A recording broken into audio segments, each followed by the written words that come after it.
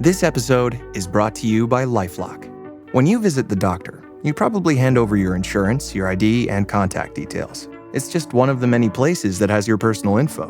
And if any of them accidentally expose it, you could be at risk for identity theft. LifeLock monitors millions of data points a second. If you become a victim, they'll fix it, guaranteed, or your money back. Save up to 40% your first year at LifeLock.com/podcast. Terms apply.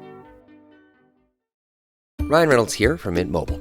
With the price of just about everything going up, we thought we'd bring our prices down. So to help us, we brought in a reverse auctioneer, which is apparently a thing. Mint Mobile Unlimited Premium Wireless. How to get 30, 30, bit to get 30, bit to get 20, 20, 20, bit to get 20, 20, bit to get 15, 15, 15, 15, just $15 a month? Sold! Give it a try at mintmobile.com/switch.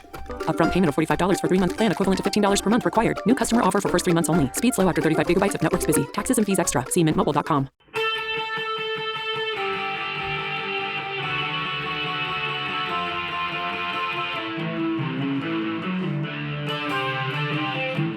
This is the Daily Blast from the New Republic, produced and presented by the DSR Network. I'm your host, Greg Sargent.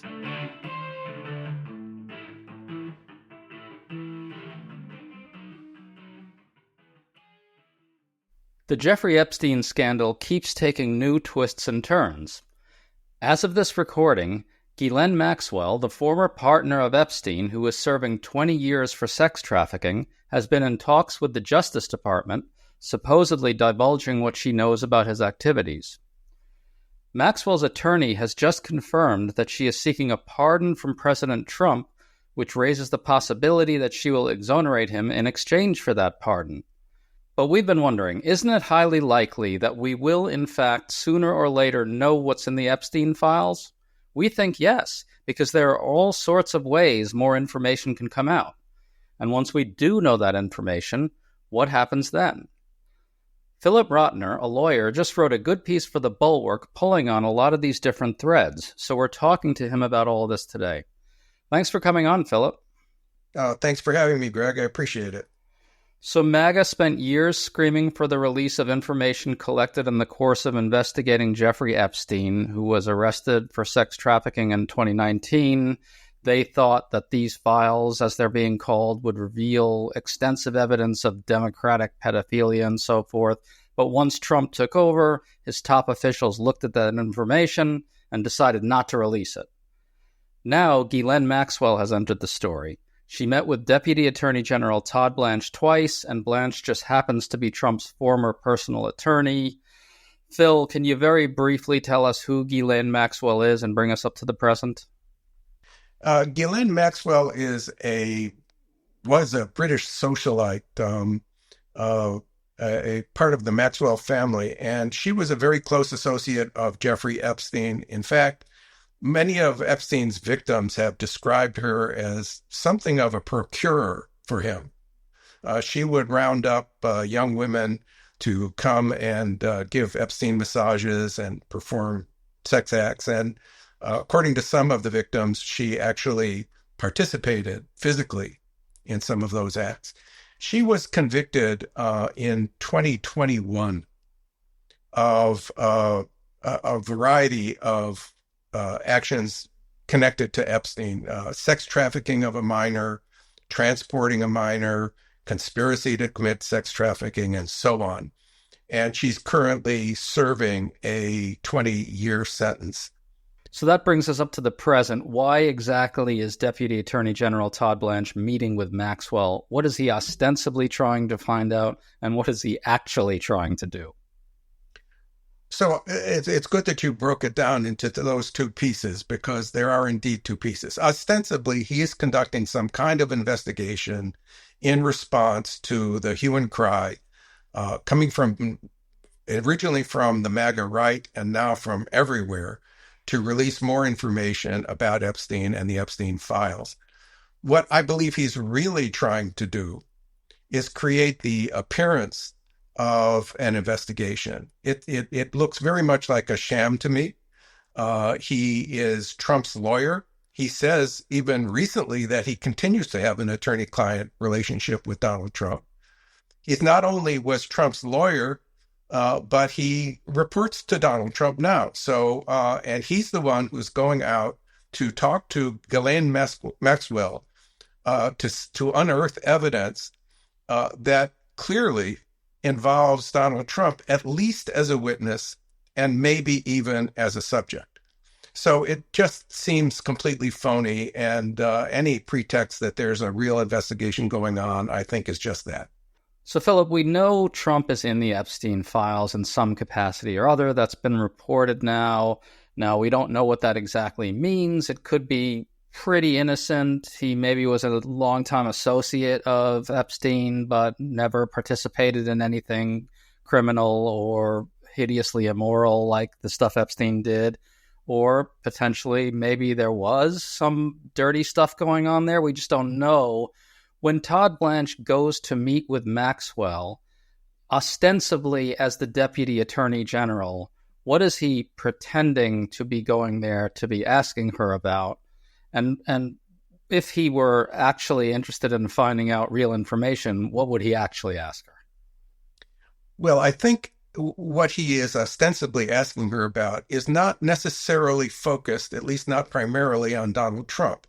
I think what he is supposed to be talking to her about is to see if there is any information she can provide indicating complicity by anyone in Jeffrey Epstein's really despicable conduct with young women. I think the subtext here is Trump. But ostensible point of this interview is to gather information to see if anything needs to be followed up. After all, these girls were trafficked. Epstein was accused of trafficking, and Ghislaine Maxwell was convicted of trafficking. They must have been trafficked to somebody. And one would suppose that Maxwell would have a lot of information about to whom these girls were trafficked. To stay up to date on all the news that you need to know, there's no better place than right here on the DSR Network. And there's no better way to enjoy the DSR Network than by becoming a member. Members enjoy an ad-free listening experience, access to our Discord community, exclusive content, and more. Use code DSR2025 for a 40% off discount on sign-up at thedsrnetwork.com/buy. That's code DSR2025 at thedsrnetwork.com/buy. Thank you, and enjoy the show.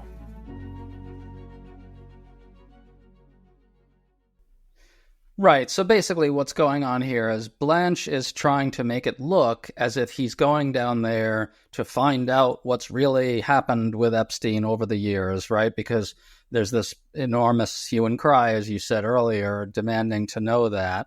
But there's no actual indication that he really wants to get a full accounting of what Epstein did, especially if it touches on Trump. Is that about right? Yeah, I think it's about right. And I think a lot of it has to do with the fact that he's the one that's doing it. A lot of commentators have pointed out that this is something that would normally be done by a line attorney, not even the head attorney of the New York office or Florida office.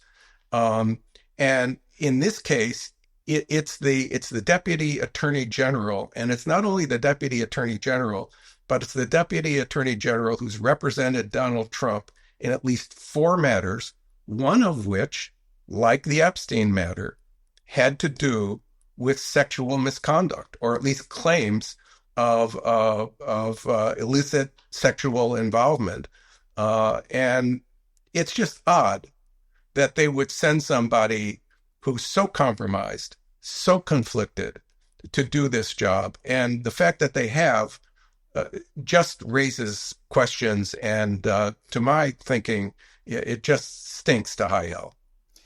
Right, and making it even worse, we also have it confirmed that Maxwell is seeking a pardon from Trump. The president was asked about this, and he just said breezily that he does have the power to pardon her. Then we heard from Maxwell's lawyer. This comes after Todd Blanche questioned her for the second day, and Maxwell's lawyer said this. We haven't spoken to the president or anybody about a pardon just yet. And listen, the president this morning said he had the power to do so. We hope he exercises that power in the right and just way. Now, the idea that Trump would be pardoning Maxwell in a right and just way, as if Trump engages in moral deliberations on decisions like these in any sense at all, is just laughable. But Phil, what do you think's going on here with the pardon piece of this? Well, I think that's from Maxwell's point of view. I think that's what the whole thing is about. I think that she is going to do and say anything that she can do and say to help her get a pardon. She's already talking in Trump speak. They're already talking about how very unfair the trial was. They're talking about a supposed broken promise that was, by the way, not made to her. If it was made to anyone, it was made to Jeffrey Epstein, not to go after co-conspirators. But they're setting up what I would call a quasi-legal argument that there was something wrong with her conviction and that Trump can and should remedy that by a commutation or pardon or something of that ilk. So is there a scenario here in which she exonerates Trump completely? She tells Todd Blanche that Trump never did anything remotely wrong. Todd Blanche can then put that out in some way or other. Maybe Maxwell fingers a few high-level Democrats or a billionaire liberal donors or something like that. Then she gets pardoned and Trump and Maxwell both win in a kind of trade. Is that actually a plausible scenario?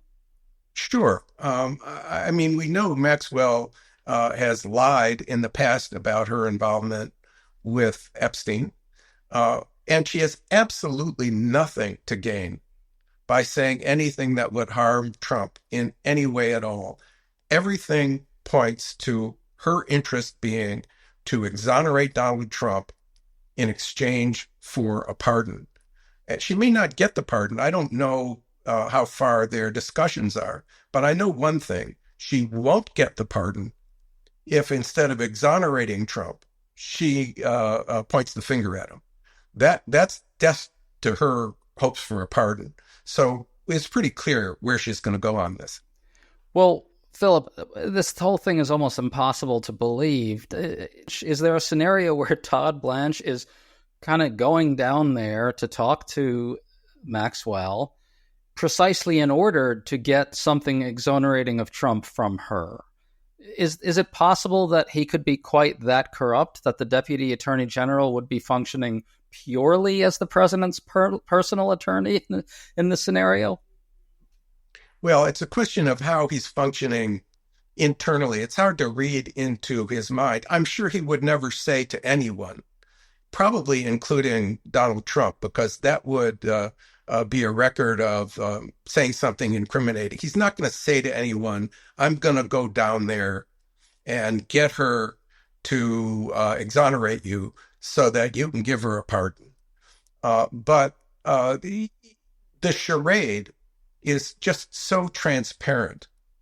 And the comments from Maxwell's attorney so on that point, so clear that this is about pardon. That's what this interview is about. It's about a pardon. And the rest of it is just window dressing.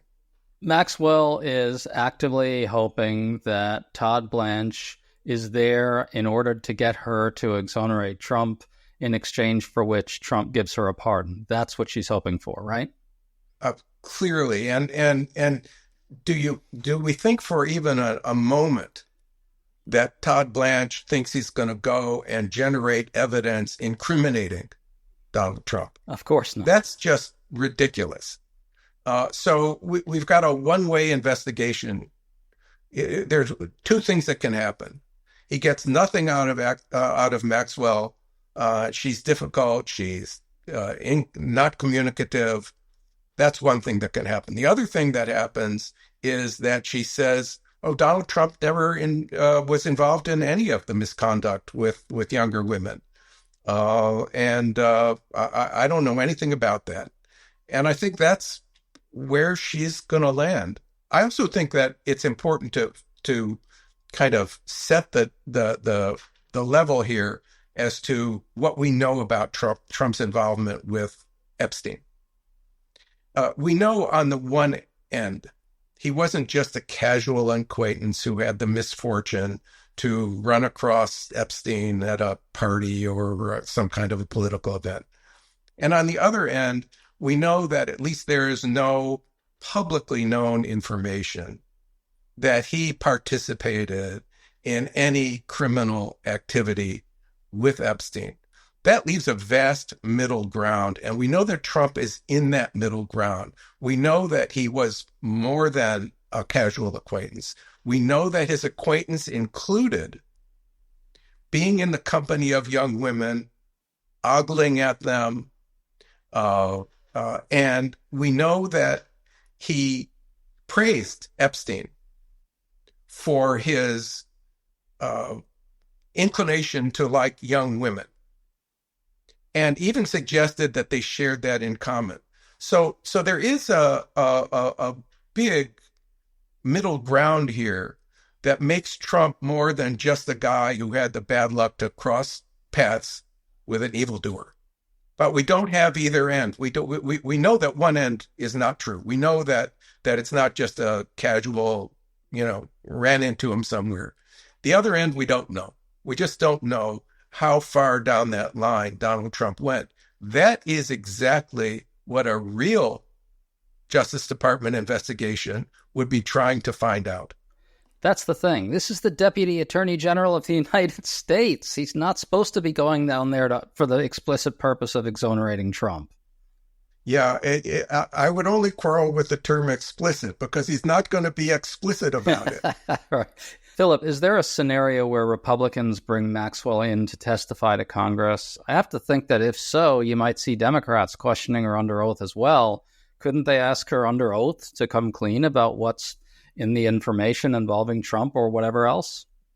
Yeah, the short answer is yes, there is a scenario where they bring her in. And I, in fact, think that that's likely. The question about what the Democrats might ask her, we've seen so many instances of committee testimony, and we know how easy it is to evade and dodge questions. Ghislaine Maxwell is going to have to weigh two things. She's going to have to weigh the really remote possibility that she is too vague or somehow her testimony gets referred for perjury purposes on the one hand. And on the other hand, the real strong probability that the only way she can get a pardon is by giving testimony, true, false, or indifferent, that exonerates Donald Trump. And I think that if she gives that testimony, it doesn't matter what the Democrats ask her. She's not running any risk. Yeah, unfortunately, that seems like it may prove right. This is where the whole thing breaks down for me. It seems like at some point, no matter what, we're eventually going to learn whatever there is to learn about Epstein's associates, Trump included or not. There's reporting suggesting that Epstein's 50th birthday album, which Trump reportedly contributed to, is in the possession of Epstein's estate. If Democrats take back the House next year, they can just call up Epstein's estate and say, hey, send over the birthday album, will you? Or they can subpoena it. There are also huge amounts of financial transactions involving Epstein on file with the Treasury Department right now in the form of suspicious activity reports from big banks. Democratic House can seek those. Won't we sooner or later know more or less on both those fronts what there is to know and a lot more beyond that? Yeah, more or less, but I'm kind of betting on less. We're going to know something. The birthday book is going to come out. The Wall Street Journal, I think, is too smart and too careful to publish that story if they didn't have eyes on that book and on that letter in that book. I just can't believe that they would have published that story because somebody told them that there was such a book.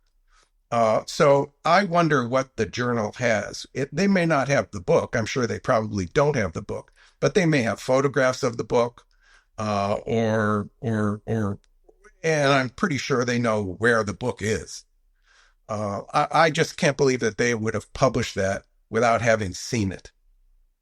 So I think that's going to come out. And I don't know how it's going to come out. It could be subpoenaed from Epstein's estate, could be leaked by somebody. There could be more than one copy.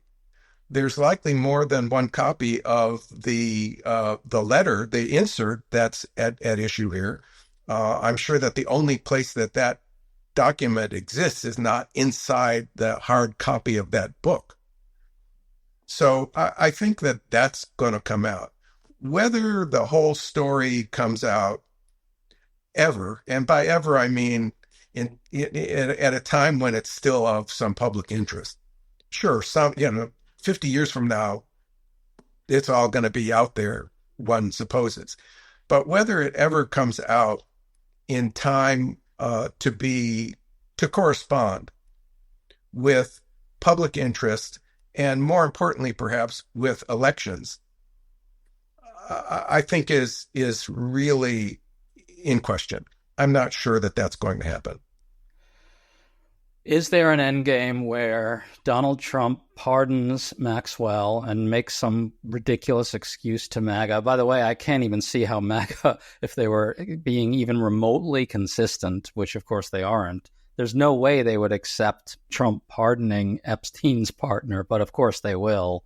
So is there a scenario where that does happen? Trump pardons Maxwell, Maxwell exonerates Trump, the Justice Department, in quotes, closes everything down, and they just hunker down and ride it out, and we just don't know anything until maybe a Democratic presidential administration takes over, and then even then it becomes tricky. It seems like there's a very grim endgame possibility here. Yeah, I do think that there's that scenario, that's a possibility, because remember, Trump has got to make a decision too. Trump has got to decide whether the downside of giving a pardon outweighs the downside of not giving a pardon. And if the downside of not giving a pardon is that Ghislaine Maxwell unloads on him, then he's going to decide that while it might cause some damage, the pardon route is the better one for him. Yeah, it certainly seems like this is not trending in a great direction, but I still, on some level, think eventually we learn more than we are expecting right now. Philip Rotner, really good to talk to you. Thanks for explaining all that, man. It's a real shit show, isn't it? It really is. Thanks for having me, Greg, and keep up the good work. We need to keep shining light on all of this stuff.